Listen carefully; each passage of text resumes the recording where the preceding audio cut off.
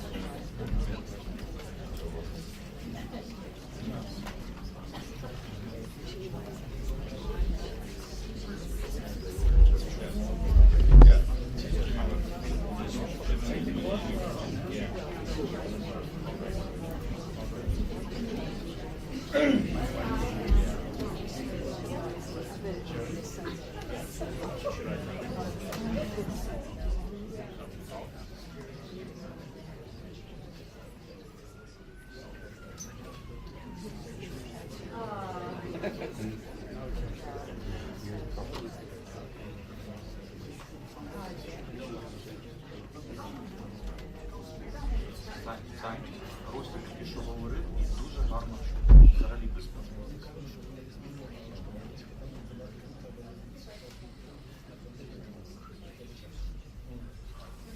Коли він тільки що говорив, це нормально.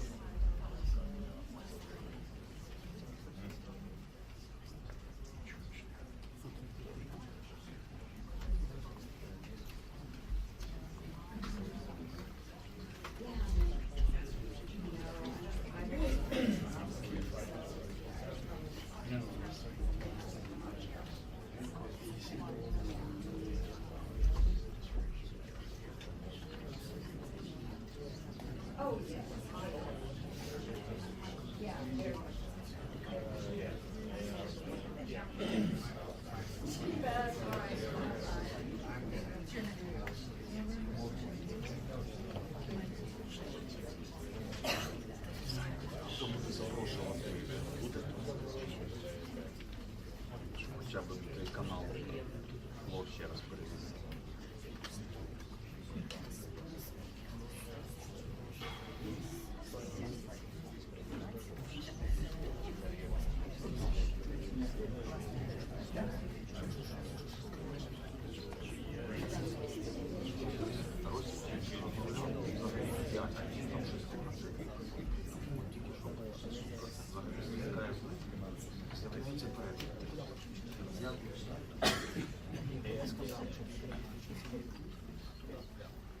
Какой канал?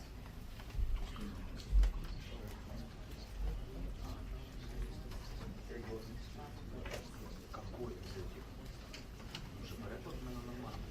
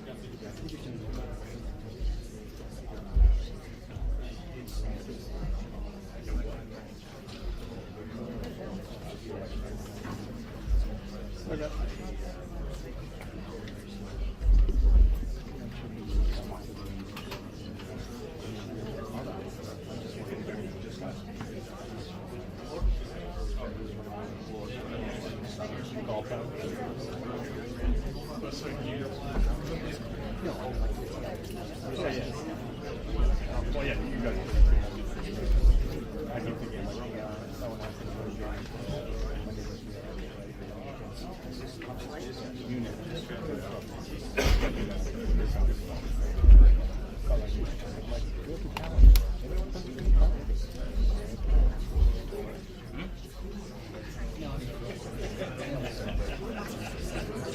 off the stage.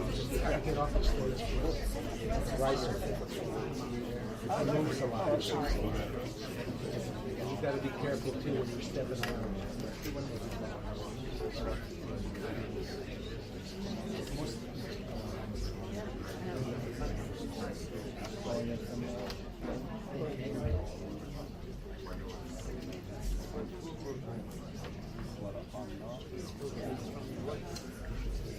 Сані, переклад все добре.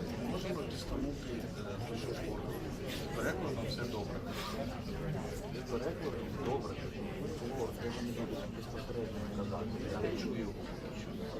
Переклад ідеальний. Я флор не чую. Ні, взагалі я не чую. Флор – це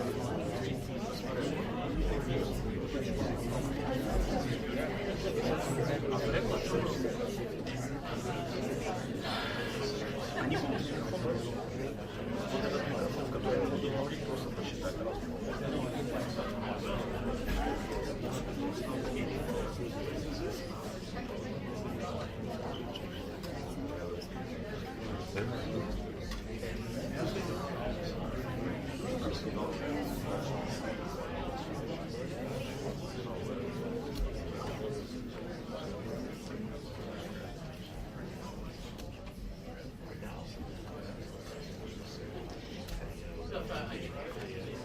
Please welcome the President of Ukraine, Volodymyr Zelenskyy.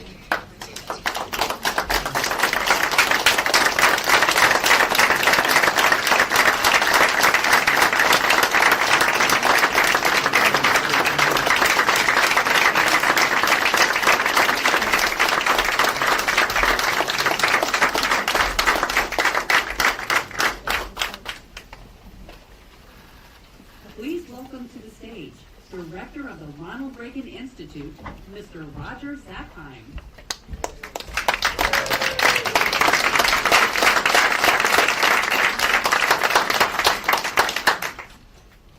Good evening, everyone, and welcome to the Ronald Reagan Institute. 40 years ago, President Reagan stood on a lonely windstep point on the northern shore of France. He was there to memorialize the D-Day invasion, to honor the boys of Pointe-du-Hoc, and he was there to share a message with the world. He said, quote, "We've learned that isolationism never was and never will be an acceptable response to tyrannical governments with an expansionist intent. We are bound today by what bound us 40 years ago, the same loyalties, traditions, and beliefs. We're bound by reality," the President said. "The strength of America's allies is vital to the United States, and the American security guarantee is essential to the continued freedom of Europe's democracies." The President said, "We were with you then, we are with you now. Your hopes are our hopes, and your destiny is our destiny." End quote. We wish our honored guests to know the American people continue to be committed to that vision.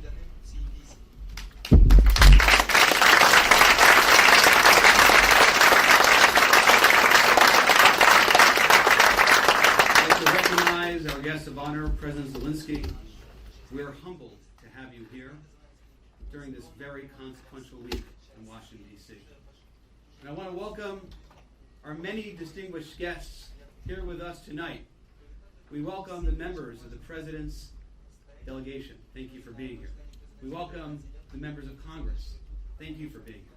Members of the administration, members of the Washington Diplomatic Corps, and of course, members of the Board of Trustees of the Ronald Reagan Presidential Foundation and Institute. We're grateful to have you here in person this evening. I also want to thank all those joining us online watching this evening's program. Now, the Reagan Institute, which I'm privileged to lead, is the Washington, D.C. home of the Reagan Foundation, right here on Lafayette Park, across from the White House, that President and Mrs. Reagan once called home. And the mission of the Reagan Institute is to shape the future and to elevate and encourage the leaders of today who embody the timeless values championed by President Reagan. President Zelenskyy is such a leader. President Reagan said in his 1980 inaugural address, quote, "Above all, we must realize that no arsenal and no weapon in the arsenals of the world is so formidable as the will and moral courage of free men and women."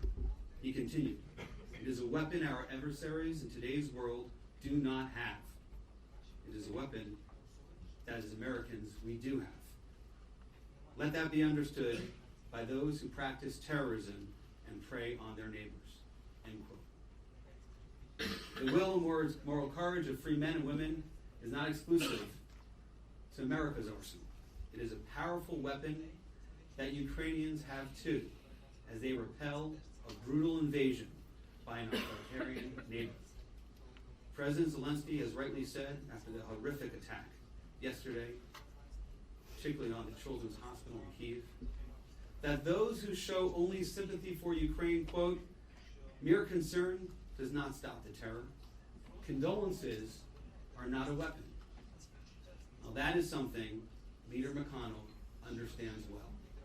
From the beginning of this awful war, he has been a crucial figure in ensuring that America provides security assistance to Ukraine. Countless times, he has taken up the cause of Ukraine's defense on the Senate floor, even when it was politically difficult to do so. Leader McConnell, thank you for continuing to demonstrate the kind of leadership that President Reagan knew was essential to the future of democracy itself. Ladies and gentlemen, join me in welcoming the Senator Republican leader, Mitch McConnell.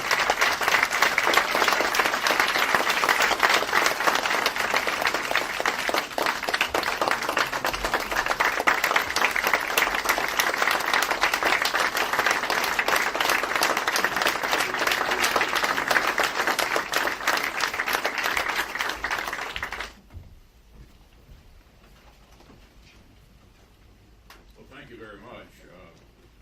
Good to see you again, Mr. President, and we'll see you again tomorrow. One thing that was not mentioned that I thought I'd start with is that I've been around forever. And you probably wonder what my big first break in politics was.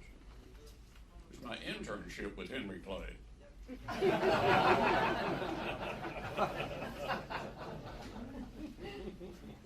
The world remembers Ronald Reagan as the great communicator, and rightly so.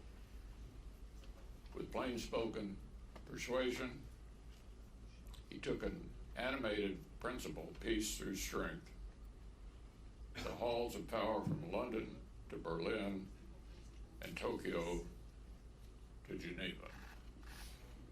Just as often, and just as memorably, he showed his own resolve, steeled the spine of our allies, and gave hope to the oppressed in places where the yoke of tyranny weighed the heaviest, like in front of the Berlin Wall and in Moscow, and in places where the forces of tyrants had taken the steepest toll, atop the cliffs of Point du Hoc and at the concentration camp of Bergen-Belsen. But President Reagan knew very well that being a master of rhetoric, public diplomacy, and soft power wasn't worth much without the hard power that gave his words their weight. He knew that telling Gorbachev to tear down the wall that imprisoned the captive nations of the Soviet Union only packed a punch, because the arsenal of democracy which had spent years rebuilding, was backing it up.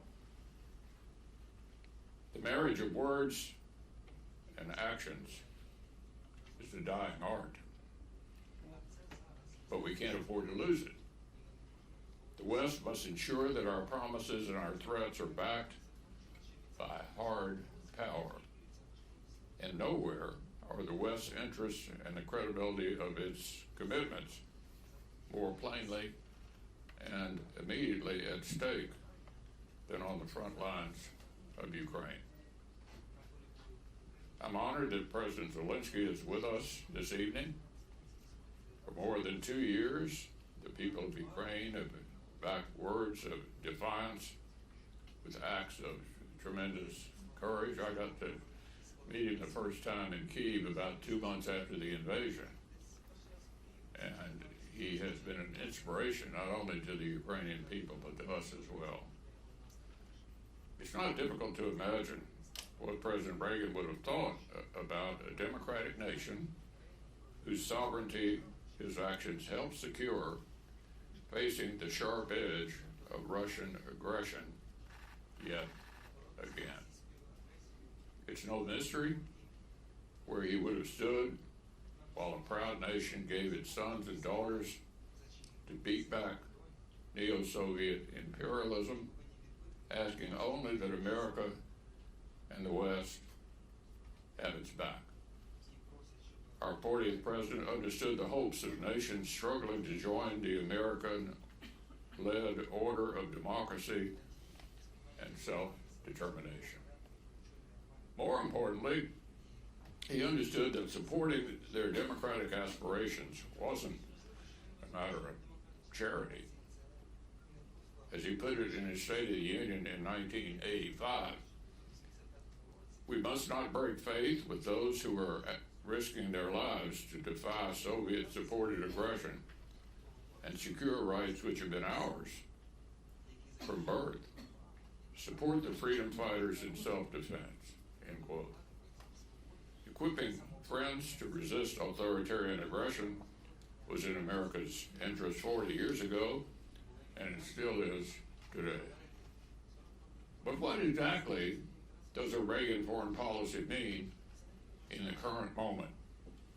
What does the call to peace through strength require of us in the face of revisionist powers, rogue states, and rabid proxies? I would suggest that first we ought to focus on the places where freedom, where peace is threatened the most, and recognize their most urgent needs. Our friends on the front lines of authoritarian aggression and terrorist savagery don't need hand-wringing hesitation or second-guessing. They need the tools to defend themselves, to impose costs on their aggressors, and to negotiate from positions of strength. Slow-walking aid to Ukraine didn't stave off further Russian escalation. It only guaranteed that this terrible conflict will be longer and bloodier. Considering further assistance will weaken Ukraine's hand and risk emboldening the very tyrant we hope to defeat.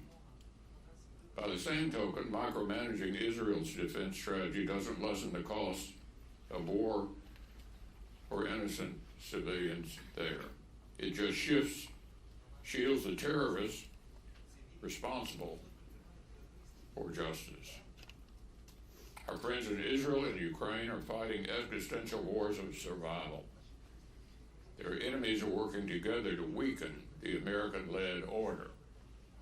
The security of the free world will either be strengthened by our friends' victory or weakened by their defeat. They deserve our support. This is Reagan 101. Of course, Reagan's aggression in Europe and Iran-backed terror in the Middle East aren't isolated events. They're only the most glaring signs of the rising tide that threatens American leadership and the prevailing order it has underpinned for 3/4 of a century. The threats facing the West today generational.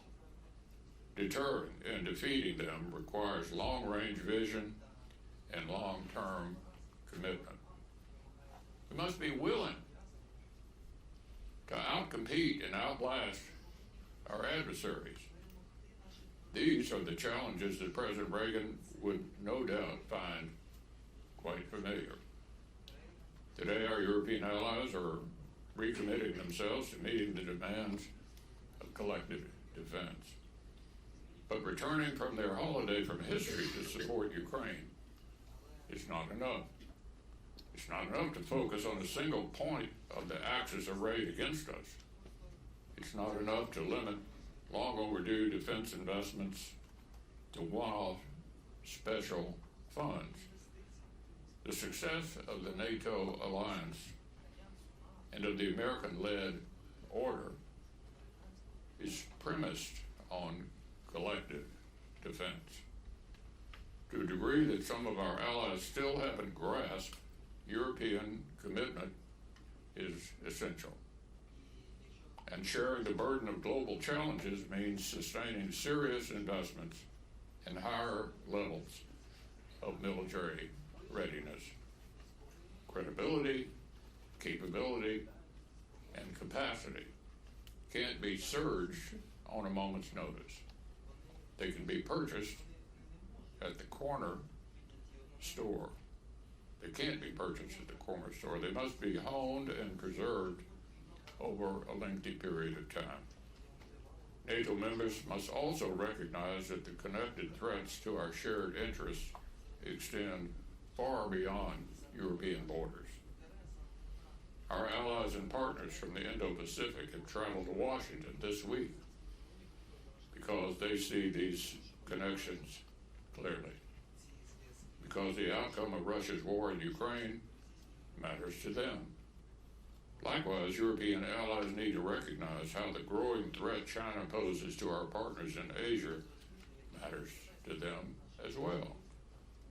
Territorial integrity, sovereignty, freedom of navigation.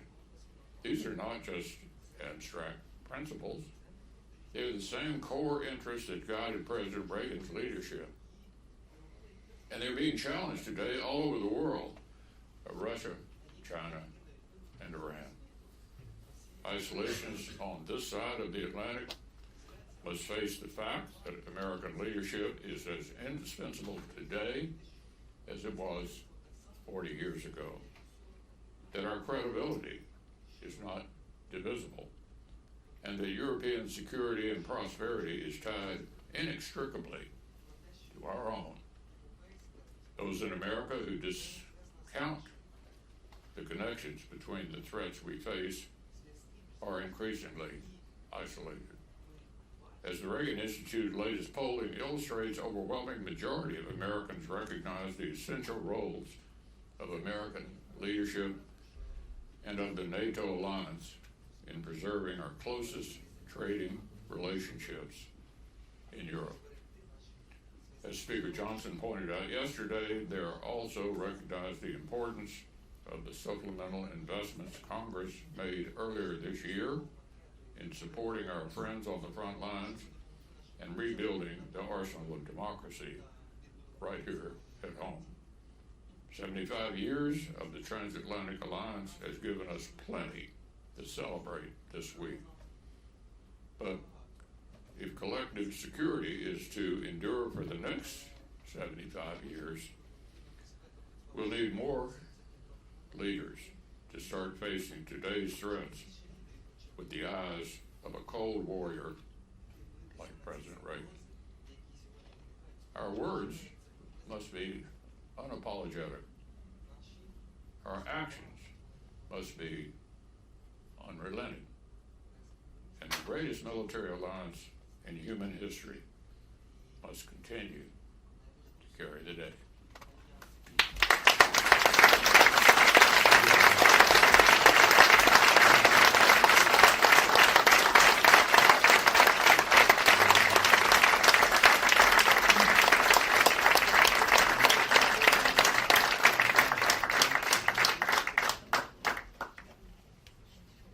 Please welcome to the stage Chairman Chairman of the Board of Trustees of the Ronald Reagan Presidential Foundation and Institute, Mr. Fred Ryan. Thank you, everyone, and thank you, Leader McConnell, for your leadership on this and so many other important issues, and for being one of Ronald Reagan's most trusted friends here in Washington, D.C. At his historic speech to the British Parliament, our 40th president said, quote, "We must be staunch in our conviction that freedom is not the sole prerogative of a lucky few, but the inalienable and universal right of all human beings." That conviction was the foundation of what became known as the Reagan Doctrine, a steadfast commitment that America would always stand with those around the world fighting to protect their freedom. For 2.5 years, the enduring bravery of the Ukrainian people has inspired us, while their sacrifice has been enormous. They have defied every prediction, fighting back against one of the most brutal invasions in modern history. Over the years, the Reagan Foundation has honored some of the great leaders on the world stage who've demonstrated extraordinary courage in defending and advancing liberty, presenting them with the Ronald Reagan Freedom Award. In 3 decades, only 10 leaders received this award, including Mikhail Gorbachev, Margaret Thatcher, and Lech Walesa. We proudly expanded that category and added to that distinguished list by recognizing a new leader who is here with us today. He has bravely met the moment and rallied the world behind the cause of freedom. In the always continuing clamor of American politics and Western politics for that matter, we can sometimes lose sight of the fact that political philosophies can last a long time, but that truthful, realistic, and brave political philosophies last forever. And that's why we at the Reagan Institute feel, and indeed are convinced, that Ronald Reagan is forever, because his thoughts and convictions are. They echo out and continue. And tonight, we are proud to give the bully pulpit and this stage to a man who stands for so many of the principles of Reaganism. Please welcome President Zelenskyy.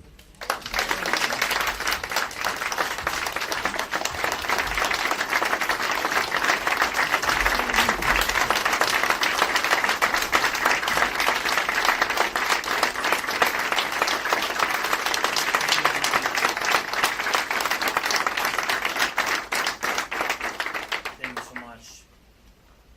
Thank you, first of all, for the invitation. Thank you very much, dear ladies and gentlemen. Mr. Ryan, thank you for your kind introduction. Mr. McConnell, I'm grateful for your firmness in defending freedom and for your visits to Ukraine to see how important it is to win now, to prevail over the Russian war and terror, to win so that the words said in the 20th century remain valid and relevant today. Strategy for peace has always been simple.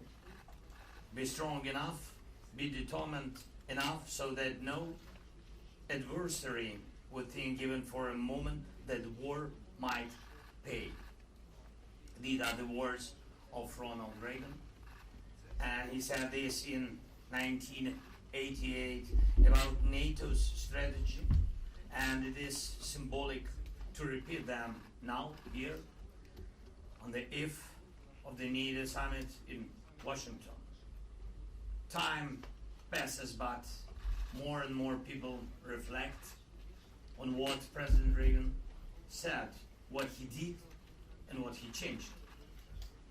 And these are the words about America. America, which the world values, is grateful to, wants to see leading the world as only America can. Reagan delivered this speech on February 23.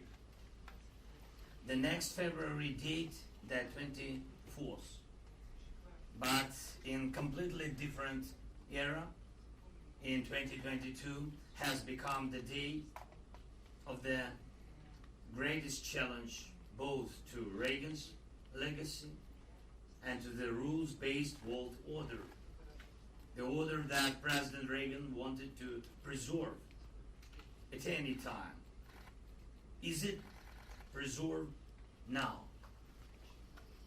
Ladies and gentlemen, let's be, and I want to be, candid and frank. Now everyone is waiting for November. Americans are waiting for November in Europe, Middle East, in the Pacific. The whole world is looking to autumn, looking to November.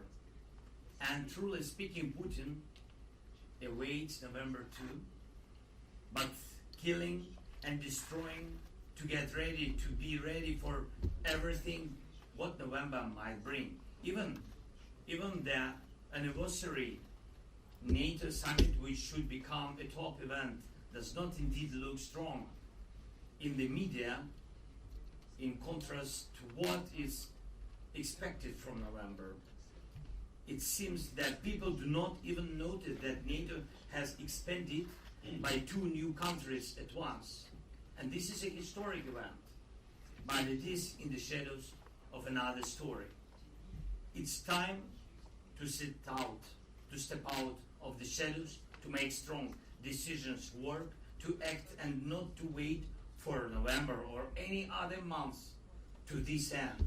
We must be strong and uncompromising all together. And first of all, America. And first of all, the leaders of America. And the President of the United States as a leader of the free world. To be uncompromising in defending democracy.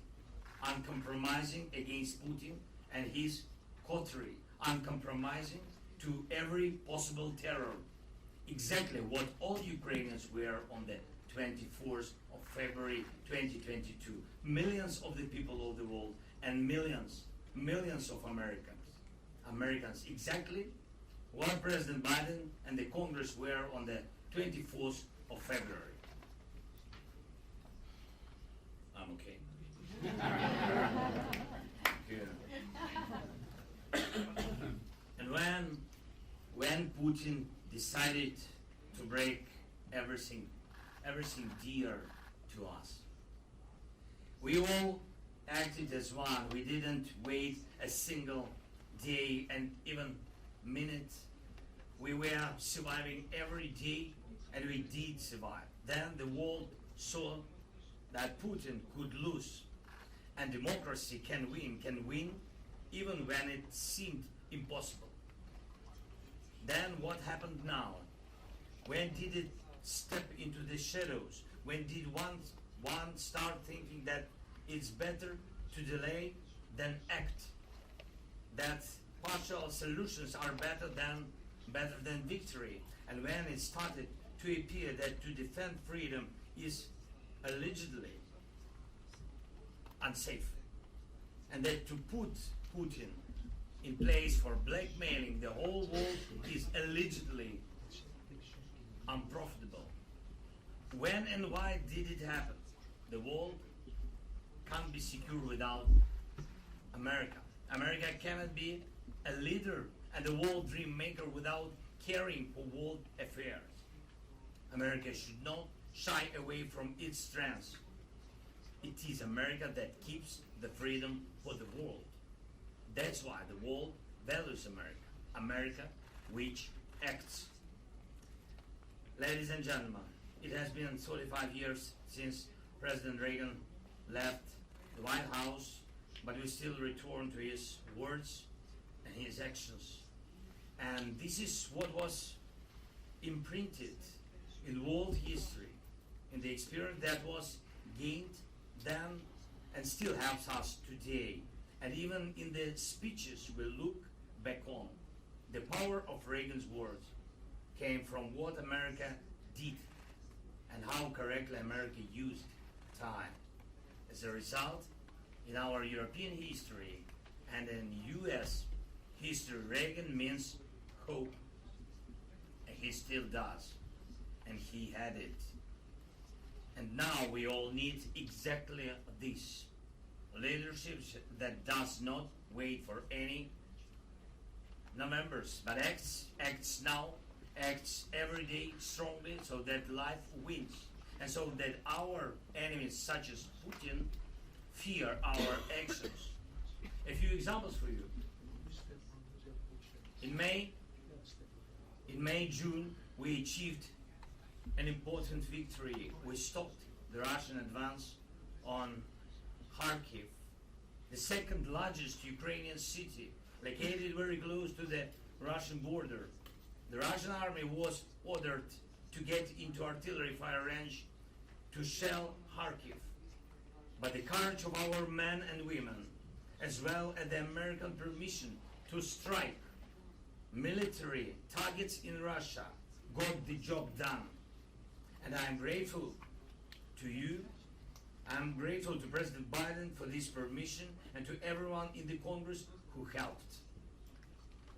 This Russian advance has stalled, and we are pushing the Russian army out of areas near Kharkiv.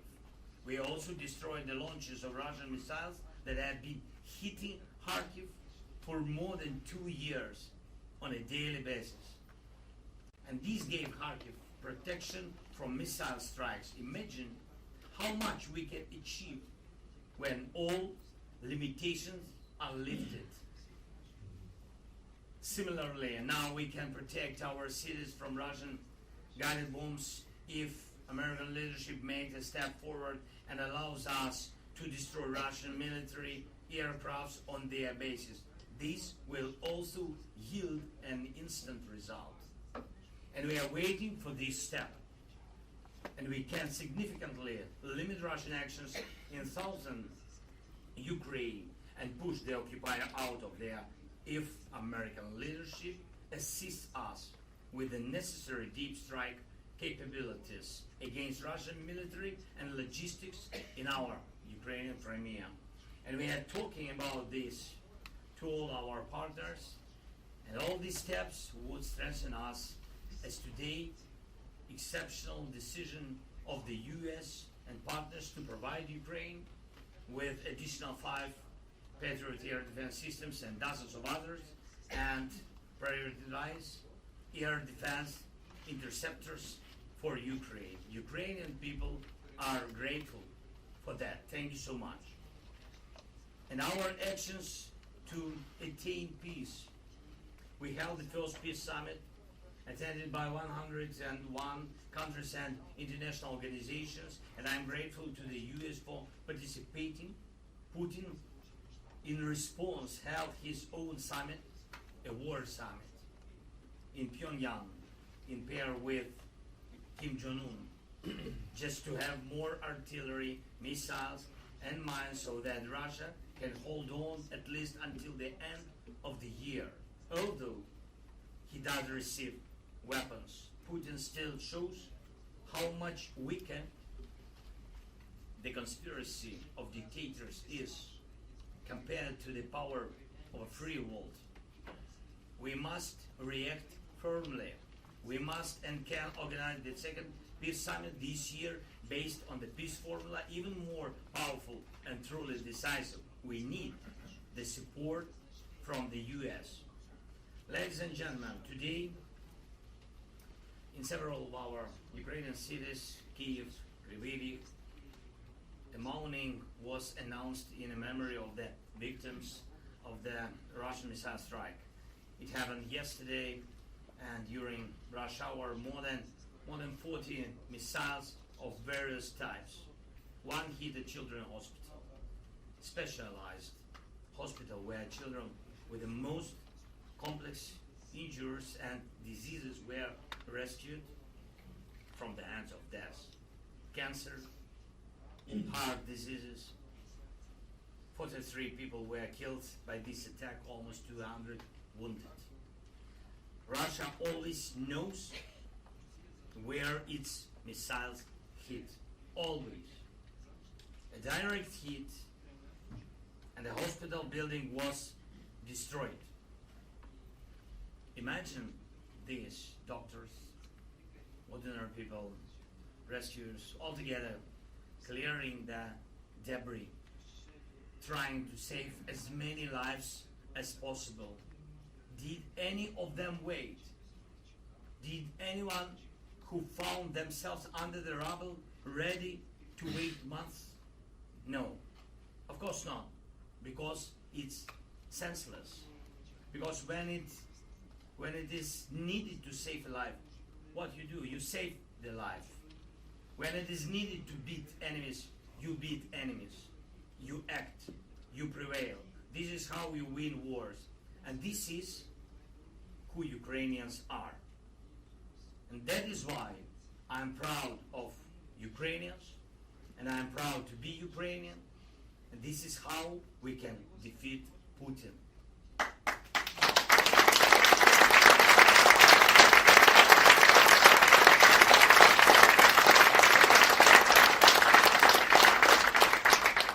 How much longer can Putin last? The answer to this question is right here in Washington. Your leadership, your actions, your choice, the choice to act now. And even these days, the NATO summit, which has to become a strong decisions are needed, and when we are waiting for them, and when we are counting on them. For 75 years, Europeans could be confident that no matter the friction within the alliance, no one, when talking to Russia, would trade the membership of European nations. But why does Moscow hope for this now? And why do the words Ukraine is a NATO member cause more fear not in Moscow? For decades, the world has relied on the principles of the territorial integrity of states and inviolability of nations' borders. But will these principles remain in force?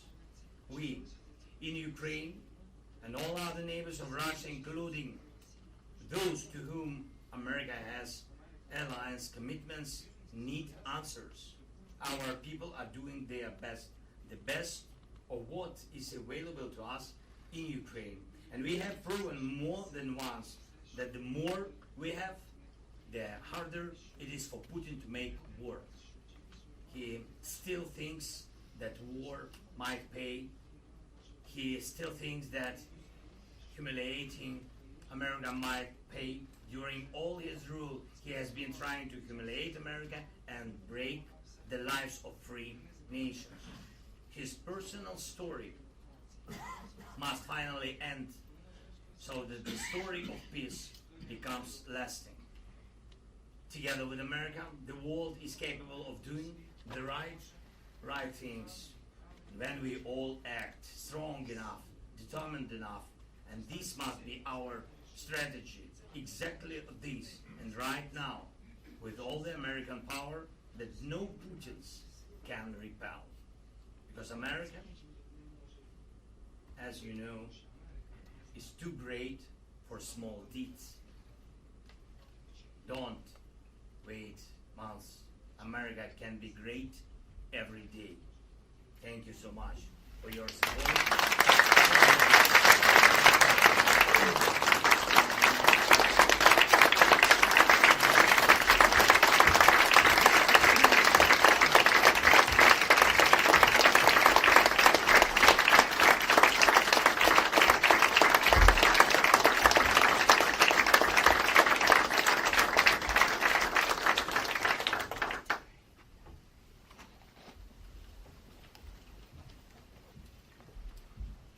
Please welcome to the stage Mr. Brett Baer of Fox News. Mr. President, great to see you. Good to see you again, Greg. Thank you. I think we're going to try these handheld microphones, Okay. just to sound better. To sound better. It is great to see you. Nice to see you too. Thank you so much. The last time we talked, it was on the 2-year anniversary of the war in eastern Ukraine, about a mile from Russian forces on the front lines. A lot different environment here without artillery coming and going. As this has developed since I last saw you 6 months ago, how has the war changed in your view? Thank you so much. Can I ask? Sure. Ukraine? Ideally English, is an English crowd, but We'd love it. Oh, okay. Okay. That's right.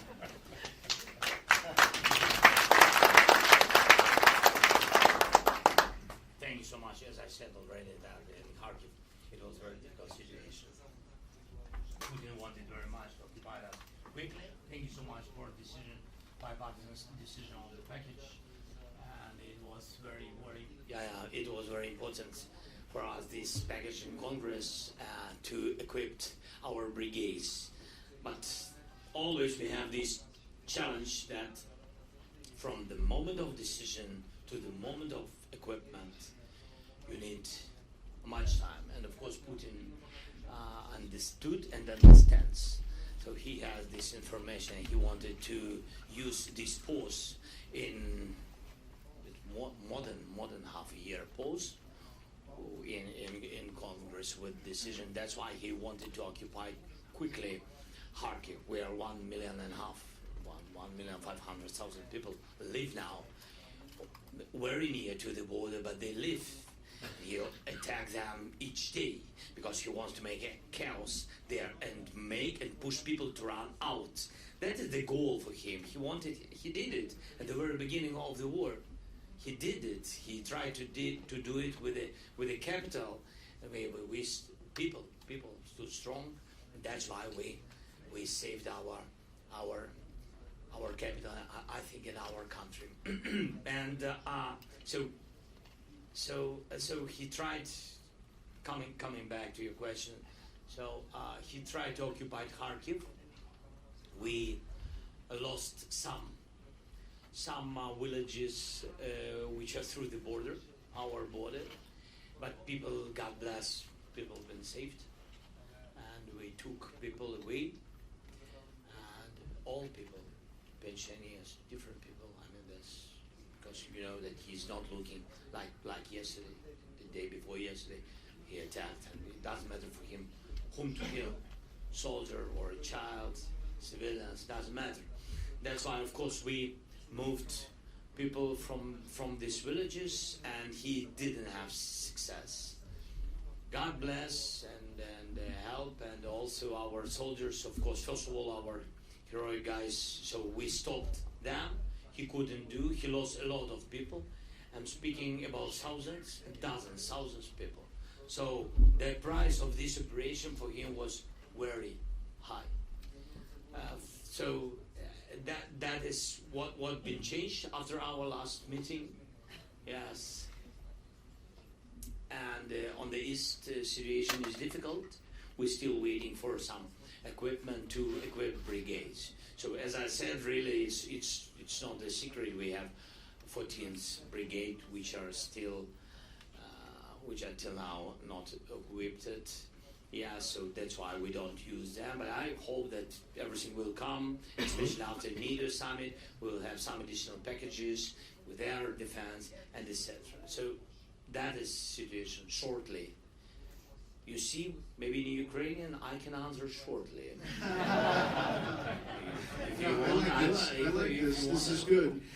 I do want to say that we're all really saddened by those devastating attacks, especially on the Children's Hospital in Kyiv. And I can hear in your voice how much it hits you, especially as a father.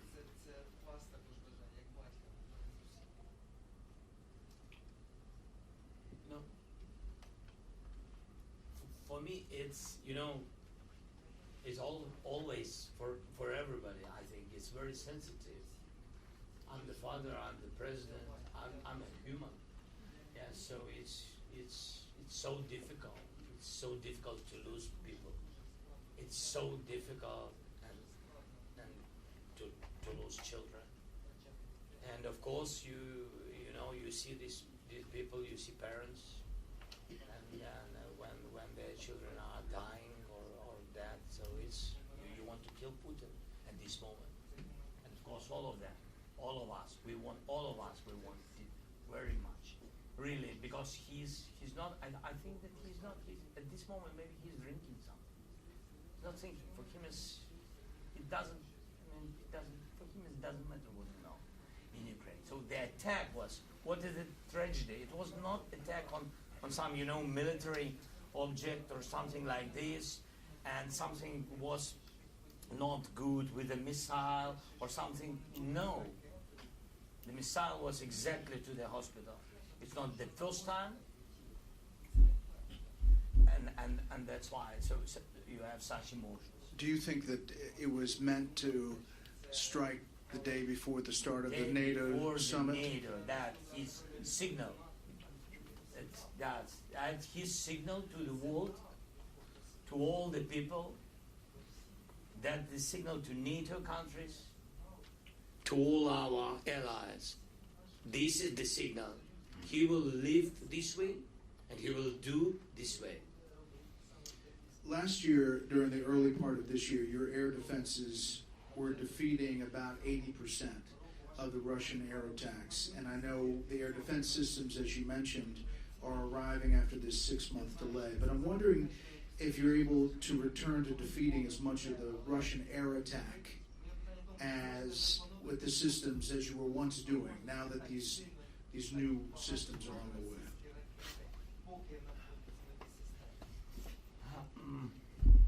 So, again, thank you very much for the decision of these additional 5 systems of Patriots. If they will help, they will help, of course. It's not enough. It's never enough. And you saw the result, attacks on Kiev, on the capital, which been, this defended well. So, but you saw that this is not enough. And it can be enough. And these 5 systems will help a lot, but it will not be enough. Because that we have to understand that the Russian army, they learn, they study each day. They're trying to attack systems, to destroy Patriots. They don't have success in it for today, but it's not enough. They use different missiles, different drones, ballistic, etc. So and we have not also to stay at the same place. We also have to move to make strong steps with air defense, different kinds, modern one, and etc. So Yeah, you're hopeful. But let me ask you this. The U.S., though, continues to restrict the U.S. ATACMS from firing at targets inside Russia, and restricting the long-range U.S. HIMARS from firing inside Russia unless an attack is imminent on Kyiv. Can you just provide the audience here some sense or some understanding of what these restrictions mean for your forces and their challenges as a result to conduct an effective campaign against Russia? Some of these bases, air bases, include the one that launched the attack on the Children's Hospital yesterday. Yes. So, of course, we have permission to use HIMARS through the border, especially on Kharkiv, east and north of the country. Is it enough? Of course not. It's only a little number of those troops and bases which, from where Russia uses missiles and from where Russia attacks us each day. For example, if you take the example of Kharkiv, so they use per month 3,500 guided aerial bombs. 3,500. Do we have? Of course. Can we use Patriots or something similar? For example, yes. But can we? No. Because we don't have so many missiles, and the world doesn't have possibility to use 3,500 missiles of Patriots just to defend it. That's why you can't use such weapon against it. How they use these guided bombs? Using jets, where the jets stay on their bases. Do we know these bases? Yes. Do we know all of them? Yes. Would you want to strike them? Yes. But But you're not being allowed to. But we can't. But somebody except us have to say yes. Yeah.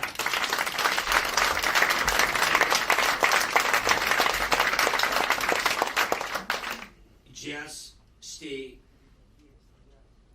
on the distance from our border from 150 kilometers to 1,000. But mostly what is very important, from 150 to 500 kilometers.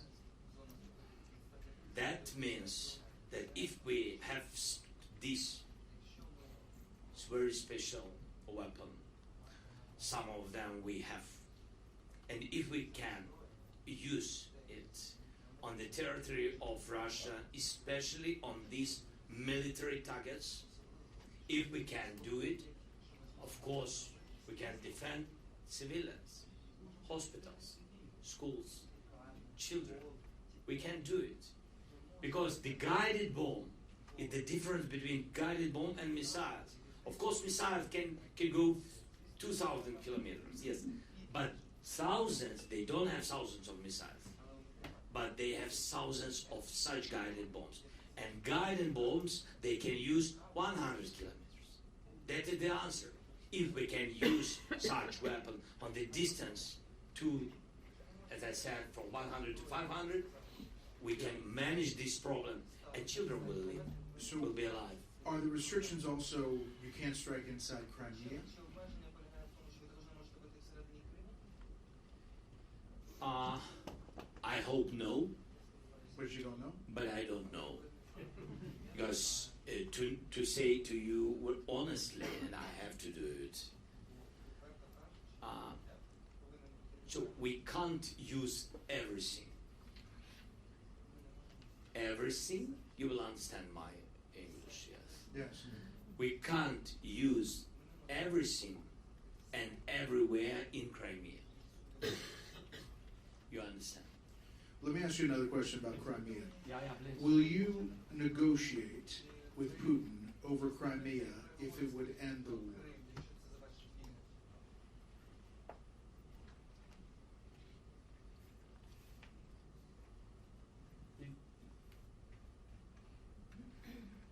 He will never stop. I think he will love this idea very much.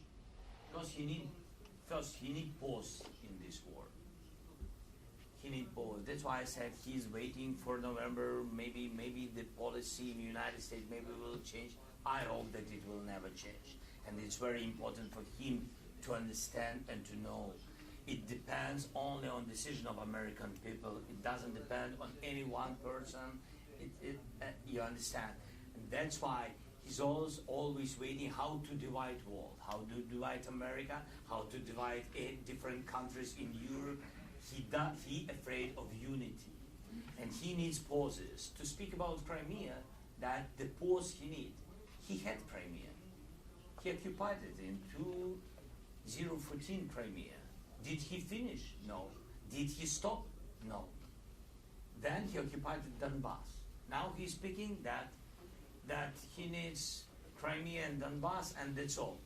He's a liar, because he had it before full-scale invasion. He had it, especially Crimea and Donbass, the part of Donbass.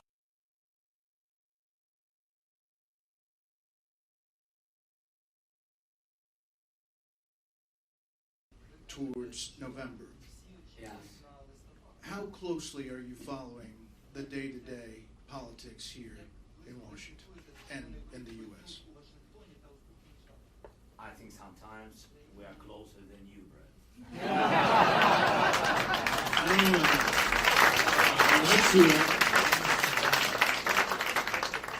We had to do it. We know a lot of things, not everything. Yes, and of course, it's not about our any messages to be influential. No, this is the choice of American people, and we respect it, of course. But we are trying to understand what will be, because our people, all the changes in the United States. If they will have one or another direction, if the direction will not change, or if something will change, our people, they're afraid.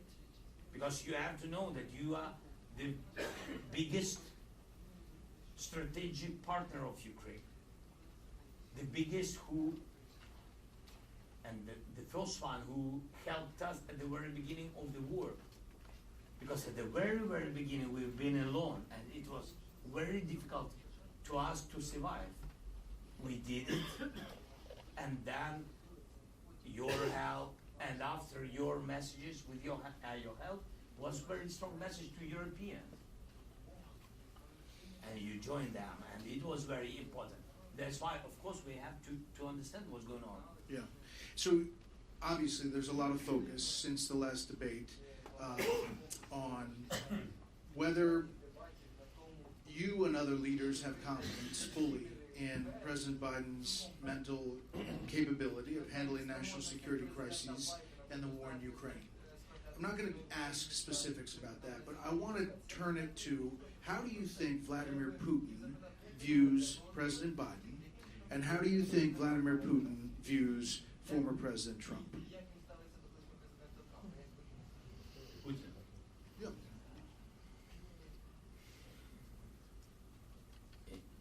So you mean that what is his attitude to Biden and what his attitude to Trump? From your point of view. He doesn't love America. And he hates Ukraine. And because he hates democracy. And Biden and Trump are very different, but they are supportive democracy. And that's why I think Putin will hate both of them. I think so. But I think that both of them have to understand it, not to count on his attitude. Because the GDP of United States 10 times bigger than Russia. And it means that you can't attitude to Putin as he is a partner. He's small, really small. But when we afraid him, he began to be bigger. And that is the mistake of all the West, including us, including the United States. That is the mistake that during the last 25 or how many years he's Putin.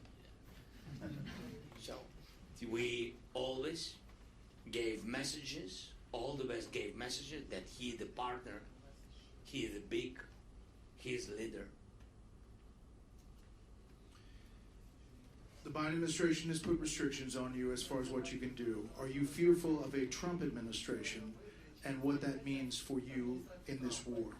Do you fear former President Trump, if he's president again, would pull out of NATO?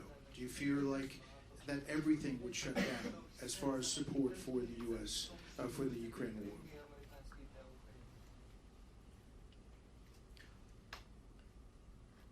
I don't know who will be the president of the United States. Neither do we. Yeah. I hope that that United States will never go out from the NATO. Otherwise, the world will lose a lot of countries, because such people like Putin. We will lose small countries which count on America in NATO, American leadership. We will lose Baltic, Poland, and other countries which are very sensitive to this topic.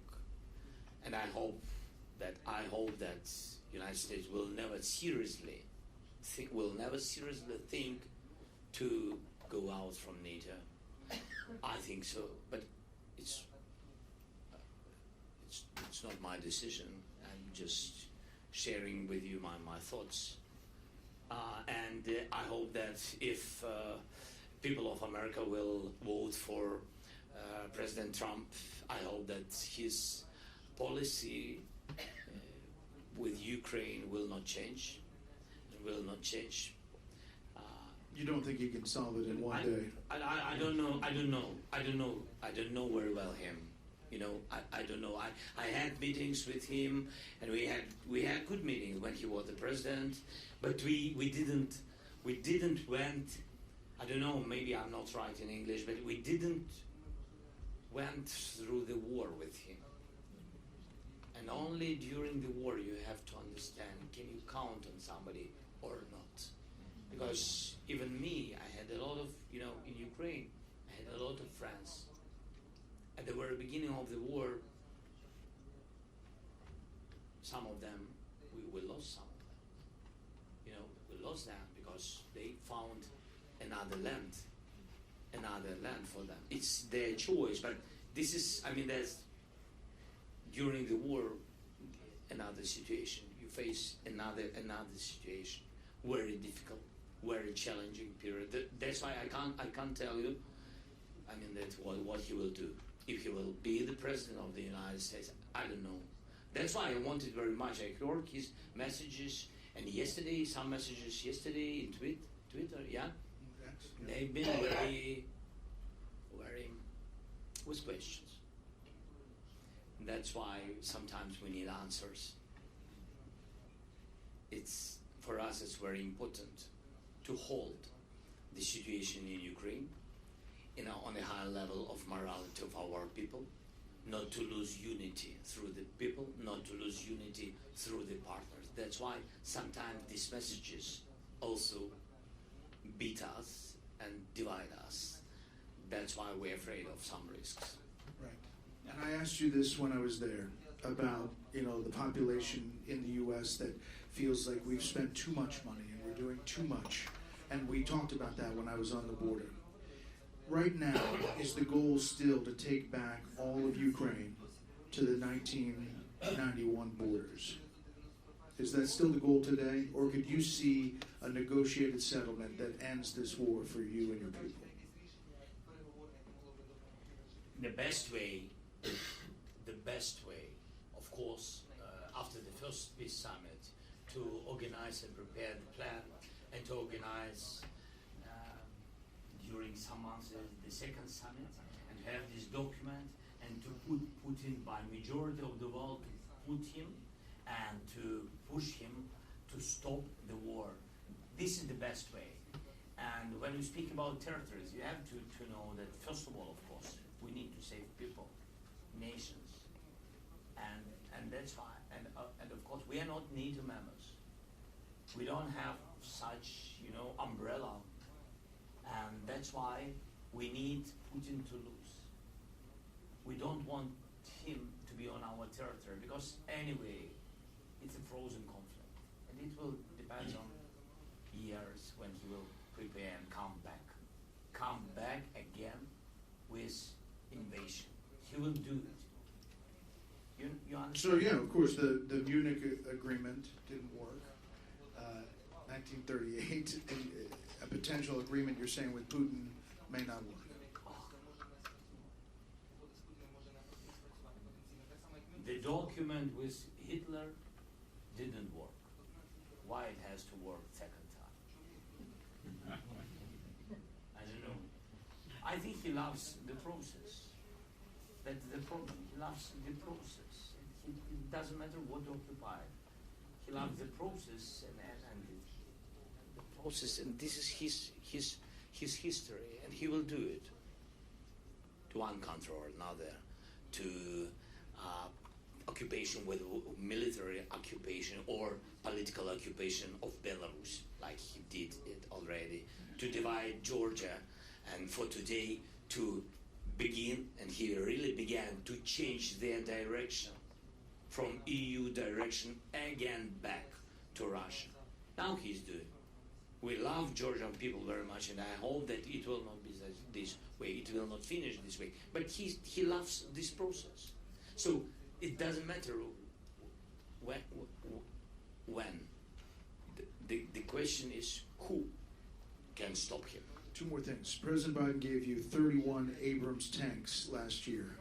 What happened to those? Did they make a difference?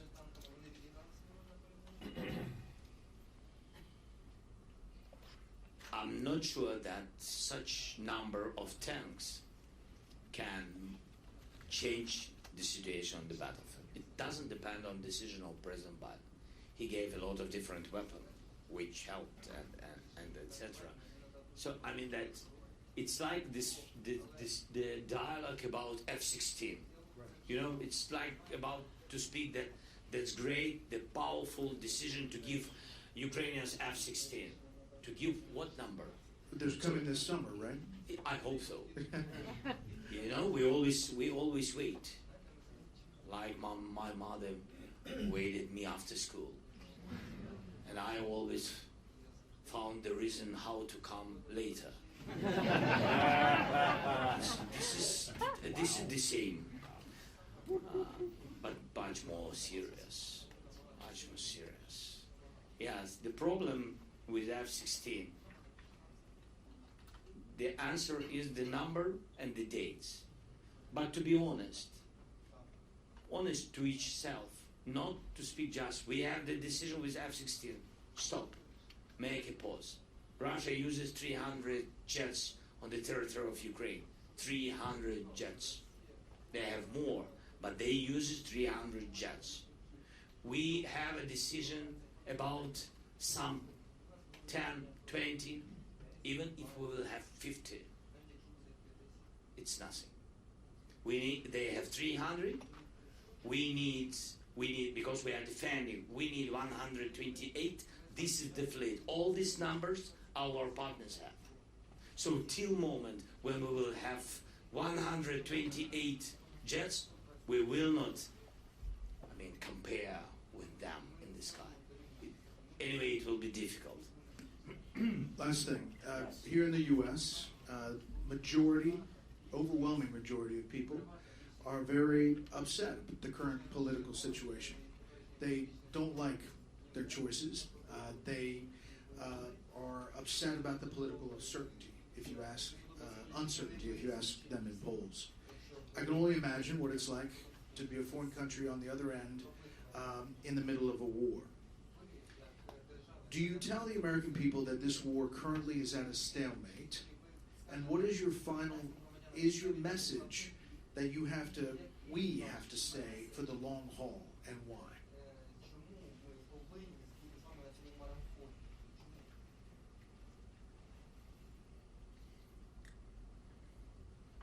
This is the long dialogue. Yeah, really. I think mostly people understand that we are defending not only our country, not only our people, common values. We have the same families, we have the same understanding of the life. We are very, very fighting for freedom. And I think that people of the United States from the very beginning, they understood us. And the moment, as I said previously, that Putin will never stop on Ukraine. And you will see it. If we will not stop him, he will go further. He will go further, and he will go to the NATO countries. He will want to show that he can. He has to sell this information to his society. He will go to those countries who are members of NATO but being the part of the Soviet Union. He will go there, and his ambitions. And after that, the people and soldiers of the United States will go and will defend these countries. And it's tragedy for everybody to lose people's sons and daughters. And that's why I think till the moment Ukraine is strong, all the world pay a low price. I think so. Maybe I'm not right. But who wants to check? I'm not sure that is a good idea. And again, so a lot of, if to be pragmatic, Brad, so during the war, of course, we increased a lot of technological progress, and with cyber, and with drones, with sea drones, and etc. So, United States, when they gave us weapon, they took from us all this, all our knowledge and all this experience. Of course, we share all these technologies with the United States because we are partners. And I think you've got it. A lot of companies and etc. And a lot of companies in the United States, they really had made big progress in production because the government of the United States pushed there, gave them money and a lot of contracts. So I think it helped. If it's to be pragmatic. So I think so. I think you are doing very well, but maybe it's those people who don't understand it now. Maybe it's okay, it's their choice, but they will understand it. They will understand it in the future. That the United States made a really right choice, made really to save democracy in the world, and this decision is making now on the territory of Ukraine. It's true. President Zelenskyy, thank you so much for Thank this. you so much.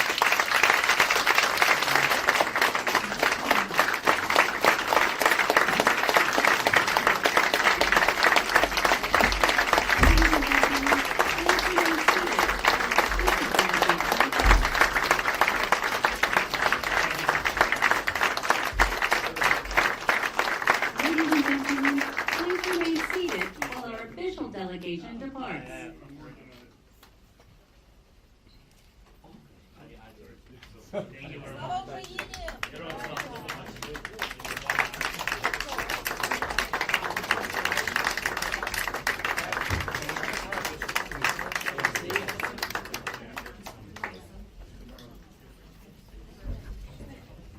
You're not making the